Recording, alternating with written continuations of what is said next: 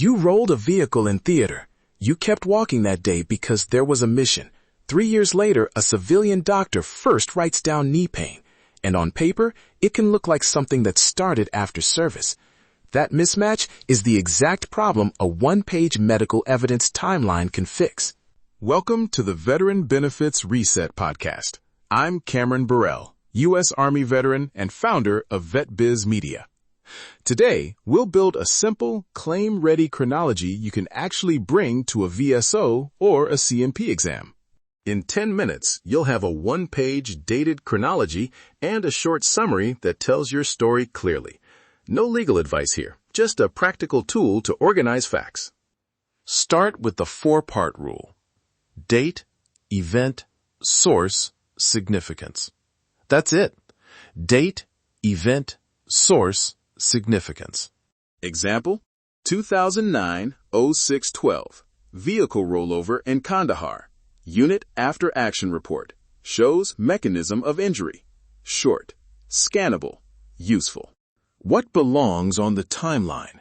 Prioritize service treatment records, deployment and unit reports, entrance and exit exams, ER notes, clinic visits, imaging and prescriptions, civilian care records, and accident reports. Add lay statements when records are thin. For each entry, keep it factual. Don't write medical conclusions. Write what was observed or recorded. That makes the timeline a clear map, not an argument. One practical phrasing tip. If a record contains a helpful line, quote it exactly. For example, 2013-07-15. Patient reports knee pain since 2010. St. Mary ER, P3. That exact language connects notes across years. Now, where to get records without wasting weeks? DD-214 and personnel files come from the National Personnel Records Center. Service treatment records, MilConnect or Standard Form 180. VA records, e-benefits, or a request to the VA Medical Records Office. Civilian records, call the provider, request their release form, and keep a copy. Sound like a lot? Good. We'll make it one page. When you request records, save proof, email confirmations, tracking numbers, screenshots, or receipts for any fees. Label files clearly. STARS ER 2013-07.pdf. So when you build the timeline, you know exactly which document supports which line. Building the timeline itself is simple. Use a table or a clean bulleted list. Column 1, date. Column 2, short event and source. Column 3, one-line significance. What this entry shows about service connection or continuity. If you hit gaps or conflicting notes, note them neutrally. Example, 2010-11-9. No knee complaints documented in OIF clinic notes. Gap between 2010 and first civilian visit in 2013. That flags a place where extra context helps. So what do? Use lay statements to explain gaps. A spouse, teammate, or supervisor can describe when symptoms started, how they affected duty, and observed changes over time. Keep those statements factual and date-specific. Attach the lay statement to the timeline and reference it. 2011-03-02. Buddy statement.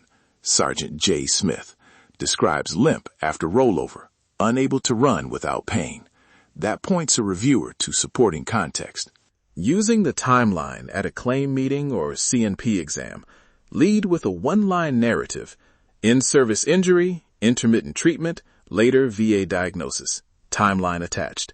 Then hand over the one-page timeline. Speak to facts when you answer questions. Dates, what happened, and how your symptoms affect daily life or work.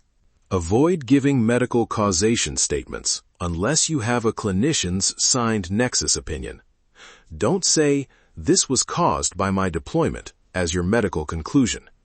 Instead, say, "I injured my knee in the 2009 vehicle rollover and have had pain since," and refer the examiner to the timeline and records. Common pitfalls and quick fixes. Missing records. Follow up, keep request receipts, and note the request date on the timeline. Vague notes. Quote the exact language. Treatment gaps. Add a dated lay statement explaining why you didn't seek care earlier. A few safety reminders. This timeline is a fact sheet, not a medical report. Don't submit new medical conclusions. If you need a nexus opinion, ask a clinician for a signed, dated statement. And always verify rules and deadlines with a VA accredited representative before filing appeals. 3 quick takeaways. 1. Keep entries factual and dated. 2. Collect records efficiently and save proof of every request. 3. Use the exact quotes and lay statements to fill gaps without offering medical conclusions. Action item. Before the next episode, create a 3-month draft.